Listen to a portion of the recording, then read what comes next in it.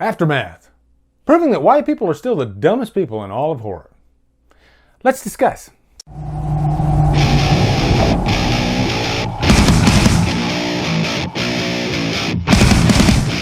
Aftermath stars Ashley Greene, Shawn Ashmore, and is directed by Peter Winther. What's up, guys? You know, I read somewhere recently that Netflix fessed up to not really putting out their best effort in terms of quality content, and maybe they were thinking of movies like Aftermath. But I will say, it's a fun watch to kind of make fun of. Before we get into this review too, there's a section of this movie that I have to talk about, okay? And it's gonna involve spoilers, but it'll probably be the second half of the review. I will give you a warning beforehand, but just know that going in, okay? Because this movie's hilarious. So anyway, first off, quick plot synopsis. This movie opens up with a murder-suicide. And our main characters are Kevin and Natalie. They're a married couple. Kevin actually works, I guess, in a homicide unit. He cleans up the crime scenes with his two friends. And he's cleaning up this house where this murder-suicide happened. And he just so happens to be having marital problems with his wife, Natalie. And they decide that the thing that's going to save their marriage is to buy another house. I guess get rid of all the bad energy from the previous residents, start anew with this new residence, right? And he knows that the house, there's been, a murder in there. And at first, Natalie balks and says, no, we can't do that. But then she realizes this is a horror movie and we're white, so we might as well go ahead and do it because white people are the dumbest people when it comes to horror movies. If there's a house that's tainted with a demon or violence or whatever, we got to go move into there. And guys, fair game. That's just a big horror trope, okay? I'm not trying to ruffle any feathers by saying that. This is something that's gone on for ever since movies even started. Hell, Scream made fun of this. White people running back upstairs because they're too stupid to run out the front door. Black people, they're smart. They get the hell away from there. They do not go near the haunted area whatsoever. And they're better for doing it. But anyway, as they're living in this house, Natalie starts noticing all these weird occurrences happening. The thermostat is being turned down to like 30 degrees, so it's freezing in the house in the middle of the night. She literally sees somebody standing in the house. There's shadows that come across the wall. All this, stuff that we see in these types of horror movies, right? And I gotta admit that this felt like, I've mentioned this term, the obvious slasher, a slasher movie where you can pretty much guess who the killer is, even though it's a whodunit. And there's only a couple of these movies. I would say Valentine, Terror Train. Those are what I call obvious slashers.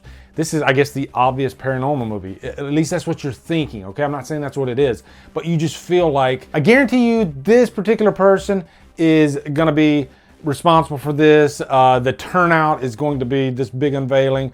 And there's not going to be a surprise at all. We'll get to the spoiler section. And along the way, they're focusing on the marital problems between Natalie and Kevin. She had an affair from a previous relationship.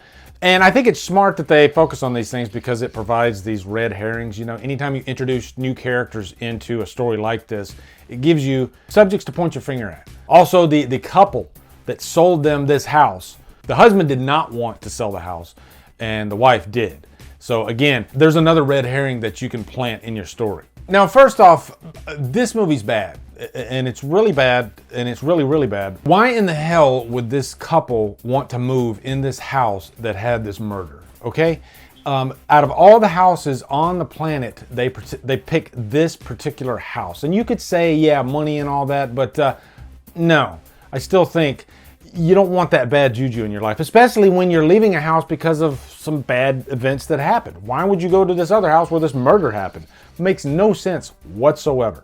And by the way, this is based on true events, but I did some research, went and looked at the real story behind what happened, and as I suspected, they took some major liberties, especially with the last act and how that all unfolded. But there was this couple that lost the bid for this house to this other couple. And so the wife of the losing bidders, they wanted to make this other couple's life a living hell when they moved into the house. And that stuff does happen, for sure. And they could have made like maybe a dark comedy out of this story because there are these movies like that. Like, I guess kind of like Pain and Gain, what Michael Bay did with Pain and Gain. They could have went that route with this movie, but instead they went with the spooky house story. And so because of that, they took a lot of liberties in the story.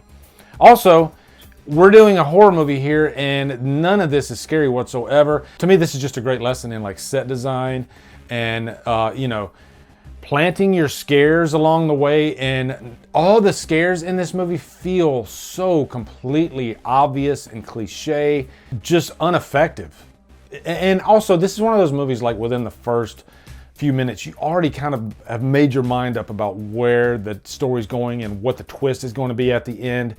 And you're probably going to be right. I'll just say that. And so that's in the back of your mind too, as all these weird things are happening. I like Shawn Ashmore and Ashley Greene in this. I think they do a fine job for what material they're handed here. They're both great actors. I think they do a good job. But it's just the story around them that's really bad. I think, I hate to say it, but like the directing, everything about this movie just feels kind of stock, and I'm not gonna say low budget because you can tell they put some money in there, but they just didn't really know how to make it scary, how to make it feel like a horror movie. There's some scenes where it feels just too bright, and the specific house that they're using in this movie, not creepy at all, you know? If you're taking liberties with the story, then why not go hog wild and, you know, give us The Conjuring, or give us something that's just really, really unsettling.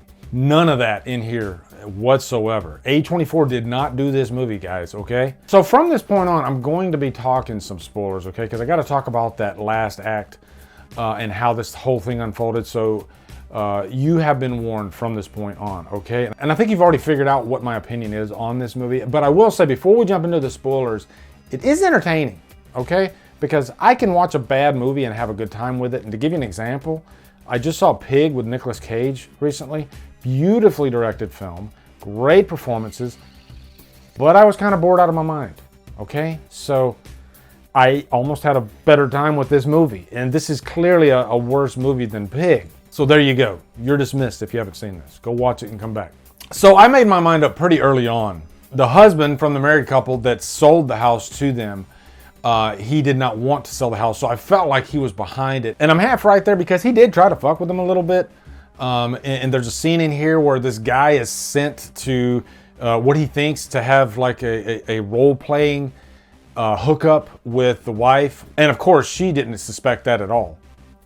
You know, there were a couple things that were set up by this guy, and I think that guy was supposed to represent the real-life story with the wife that was upset that she didn't get the house. And that did happen actually in real life. She did send some guy to the house, and I can't remember if the woman was actually raped or not. But yeah, little things like I say 2% of this is real. Maybe 3. But one thing I knew was that this wasn't going to be like a ghost type story. It was just too on the nose. And I thought, I guarantee you there's somebody in that house. And of course, I was right. If you remember the movie The Boy, the first one, the second one is god-awful and atrocious. But the first one, loved the twist ending with that movie and how the boy was living in the walls and everything. And this was kind of the same story, but the execution of it was much, much worse. Horrible. Because the owners were, there was a murder-suicide who, you know, died. The wife was having an affair with this guy, and so the murder was blamed on the husband that she went back to.